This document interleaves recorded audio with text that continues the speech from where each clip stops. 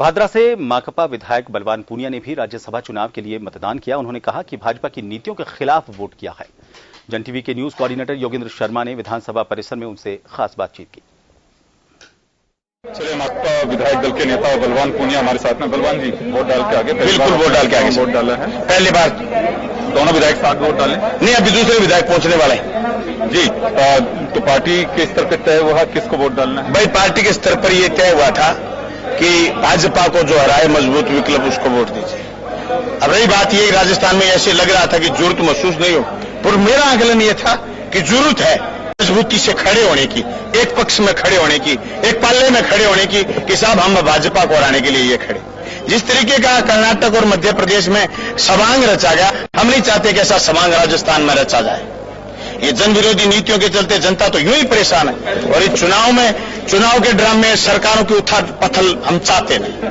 मजबूत लोकतंत्र के लिए वोट। कुछ विधायक ये भी कह रहे हैं कि चुनाव होना बहुत ठीक रहा, अगर चुनाव नहीं होते तो हम लोगों को सुना नहीं जाता। आप लोगों का भी सरकार से कोई बातचीत हुई? मैं इन सब चीजों से ऊपर उठा हुआ आदमी हूं। मैंने स्टेट को देख करके वोट ही नहीं दिया। मैंने तो केंद्र के ऊंचले सदन राज्यसभा को देख करके वोट दिया। मैंने भाजपा और भाजपा के अलावा दूसरे दलों को देख करके वोट दिया। हमारी बात कोई सुने नहीं, ऐसे थोड़ी हो सकता है। हम तो सुनाना जानते हैं। पहली प्राथमिकता में कौन रहा आपके? वेणुगोपाल जी या नीरज डांगे? नीरज जी।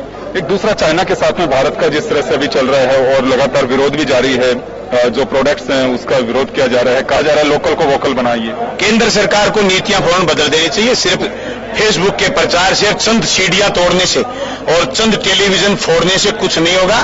केंद्र की भाजपा सरकार को स्पष्ट व्यापार की नीति चाइना के साथ बदलनी चाहिए। हिंदुस्तान के उत्पादन को महत्व देना चाहिए। हिंदुस्तान में उत्पादन बढ़ेगा तो रोजगार बढ़ेंगे, रोजगार के अवसर बढ़ेंगे। आप एक ऐप डिलीट कर देंगे या कुछ सीढ़ियां तोड़ देंगे या आप कुछ टीवी के फ्रेम तोड़ देंगे, उससे कोई देश आगे नहीं बढ़ जाए। पटेल साहब की मूर्ति वहीं बनी थी, राज श्री राम की मूर्ति वहीं बन रही है। आप नीतियों को बदलिए तब देश बदलेगा। ड्रामे करने से देश नहीं बदलेगा। और हिंदुस्तान की सरकार हर दुश्मन से, चाइना ही क्यों, हर उस दुश्मन से मजबूती से जवाब दे। देश खड़ा है साथ उनके, कहां दिक्कत? बलवान जी, एक सवाल और है। राजस्थान की राजनीति में इस तरह की चर्चा रही, खरीद फरोख्त की जा रही है, इसी वजह से विधायकों को एक जगह रोका गया। आपको भी ऑफर मिला या किस तरह की कोई चर्चा सुनी आपने? नहीं, मैं तो एमएलए क्वार्टर से आया हूं। 26-28 से 4 दिन का वहीं था, वहीं वापस जा रहा हूं। न खरीद न फरोख्त, न कोई फोन आया, न कोई बात। मेरे सामने तो ऐसी कोई बात नहीं। लेकिन ये जरूर है, कर्नाटक और मध्य प्रदेश में जिस तरीके की बातें हुई, जैसे उथल पुथल हुई, वैसी उथल पुथल से राजस्थान बच गया। ये राजस्थान की 7.25 करोड़ जनता को श्रेय जाता है इसका कि उन्होंने ऐसे जनप्रतिनिधि चुने जो किसी के बहकावे में नहीं आए।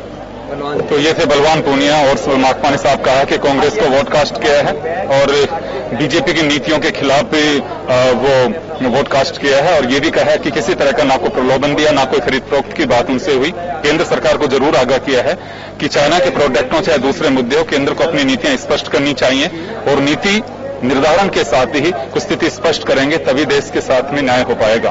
कैमरा पर्सन गिरिराज के साथ योगेंद्र शर्मा, जन टीवी न्यूज, जयपुर।